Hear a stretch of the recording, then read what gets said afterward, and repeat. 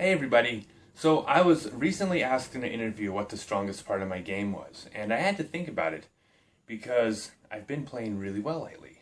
I've won 13 of my last 16 tournaments, including my last 7 in the Open Division, including an A tier. And at the same time, I'm 46 years old. I didn't touch a disc for 13 years. Everybody in the Open Division throws farther than me, pretty much. My putting is improved, but I'm not a top putter. And my backhand finesse game, especially the finesse game, is still very mediocre. The only physical thing I do well compared is my sidearm, but that's just one element. And so I concluded that the strongest part of my game was my mental game, and that's the only explanation I have for the success I've been having, is that I think my mental game is pretty spot on. So I'm going to make this video and share with you basically everything about my mental game. Now it's going to be a kind of a longer video because it's a pretty complex thing, the mental game, and I want to try to cover everything. And yeah, so here it goes.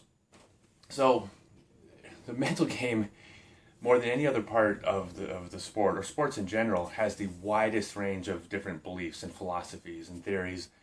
You know, people will tell you that some people say you got to visualize a shot. Other people will say you got to stay relaxed and not even think about disc golf when you throw it. There's people that'll tell you to take 2 deep breaths to relax. There's a philosophy that says you get into a zone, you got to stay in that zone for 3 hours. But then someone else will say, well, that's ridiculous. That's impossible. You need to relax between throws and not even think about disc golf and relax, because you can't hyper-focus for 3 hours. It's exhausting. You need to focus in spurts. And the truth is that all of these different mental techniques are correct. There is no one right mental approach. We all have different brain chemistries, different life experiences that led us to that moment in time in our sport, and there's not one thing that's going to work for everybody. So I'm going to share what works for me, and if this works for you, take from it and use it, and that would be awesome. So before I tell you what I do, I need to actually take a little side tour, and I got to convince you of something, and you're not going to be able to understand. I can't just tell you that I think A, B, and C. It's a philosophy, and it's a belief and an understanding that leads to this. So I need to actually make a case for something else first, but I promise I'll come right back on track. So my mental game is based on the idea of something called the illusion of control. And the illusion of control is something in sports that we all have this illusion that we actually have control over the outcome of our athletic endeavors. The disc is in my hand. I control whether or not I make this throw correctly, or if I make this putt. What I'm going to try to convince you is that control is actually a complete illusion, that all we have are probabilities. Now, sorry, this is all off the cuff, so I didn't rehearse any of this. So the idea comes down to one simple fact. If you had control over whether or not you made a putt, from that you would have to also say that every time you missed it was on purpose, which obviously isn't the case. We try, we miss. You don't have control. What you have, you don't have control over the outcome of that event. You have control over some things, which we'll get to in a minute. But what you have are probabilities, and the probabilities are the likelihood that a certain shot is going to work based on a number of factors.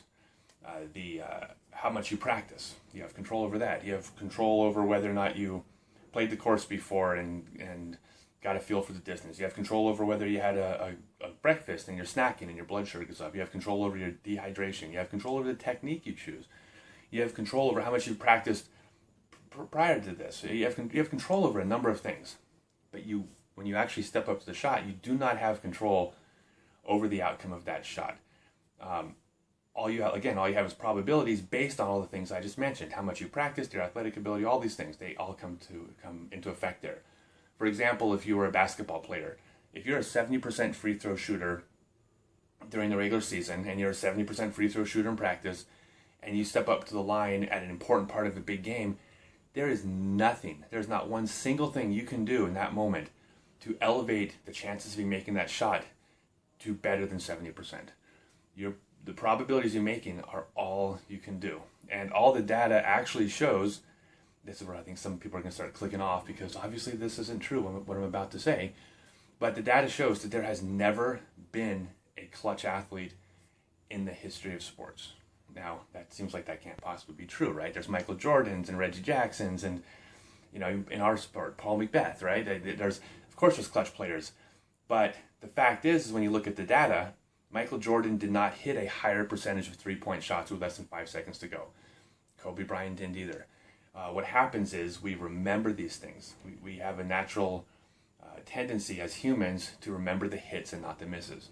This is how psychics and astrologers are able to convince you that they have magical powers, right? Is that we remember when they get it right, not when they get it wrong. Well, the same thing happens when we watch sports. We remember the hits more than the misses. If Michael Jordan's a 35% three-point shooter, and you watch enough games, that's where he's going to shoot over the long term. The same thing in basketball. They've, nerds like me have taken the entire basketball seasons, multiple seasons, and fed every single shot of every single game during the entire season into a computer and just analyzed the data. And as it turns out, there's, for example, no such thing as a hot hand in basketball. A guy that's made three-pointers in a row, on his next three-pointer, this guy with the hot hand is no more likely to make that next shot than the probabilities dictate based on what his season averages and career averages for three-pointers are. There is no hot hand. You cannot do this. Now, one of the reasons for this illusion, and not just remembering the hits rather than the misses, is that we also, when you have a small statistical sampling, you get larger anomalies within that sampling. For example, if one player goes to a World Series one time in his career and plays 5 games, he might bat 450, even though he's a 270 career hitter. He might bat 450 for those 5 games. He's so clutch. But the data shows that if this guy's on a really good team and goes to enough World Series, over the long run, it's all going to level back down.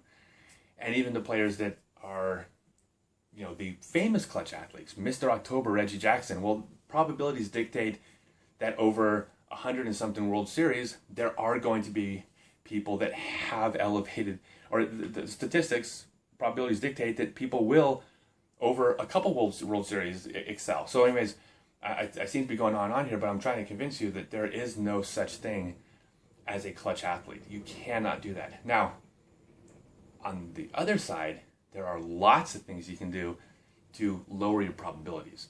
There are players that can perform below their ability in the long term. Even with enough data, they're going to perform below it. There's a lot of things you can do to lower the chances.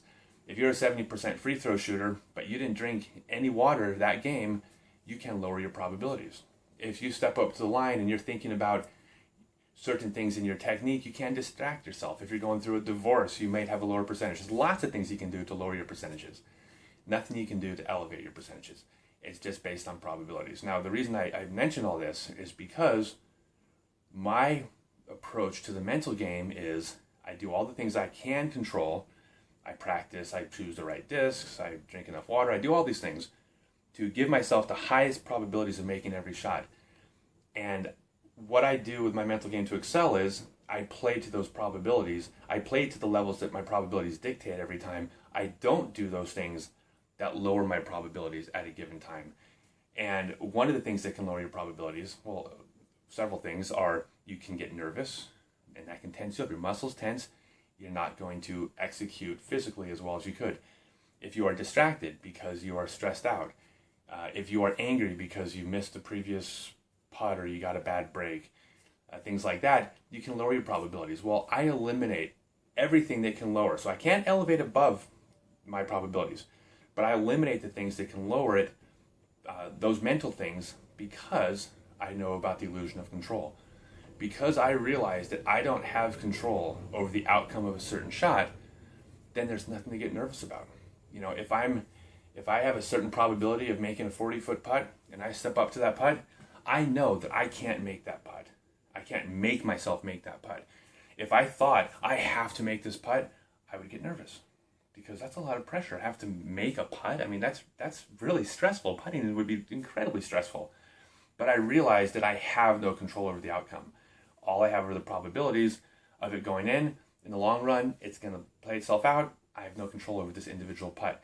So because of that, I can then let go. It's letting go of the control, for me, is what takes away the nerves, takes away the stress, the anxiety. It takes away the anger of the bad luck on the last hole, because probabilities dictate luck. There's no such thing as luck in reality, probabilities. Because I know that and I don't have control, I know it's an illusion, then I can step up to the putt. If I'm a 70% putter from 35 feet and I step up to a 35-foot putt, I know that all I can do, use the correct technique, choose the right disc. I could have done all the things in preparation for the event to increase those probabilities, but from here, at this point right there, it's completely out of my hands. I have no control. And it's that letting go of control that takes away the stress and the anxiety. I always tell myself I'm a spectator at my events. I don't control whether a putt goes in. I'm a spectator watching whether or not my shot went in.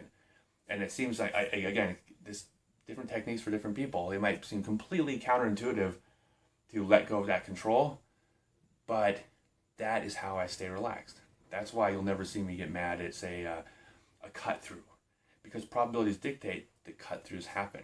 It would be statistically nearly impossible for a cut through to never happen. Of course it's going to happen. By that same token, it's going to happen twice in a round sometimes. Probabilities dictate that that's a near certainty that that's going to happen, or you're going to get back-to-back kicks out of bounds. You'll never see me get upset because it's probabilities just playing themselves out in the long run. So, don't know if this helps.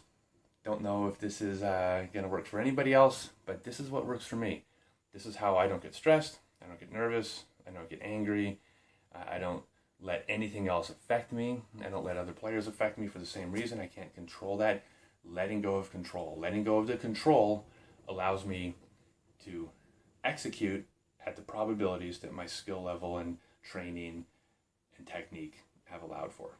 So, can't elevate the game in a stressful situation. All you can do is not lower your probabilities.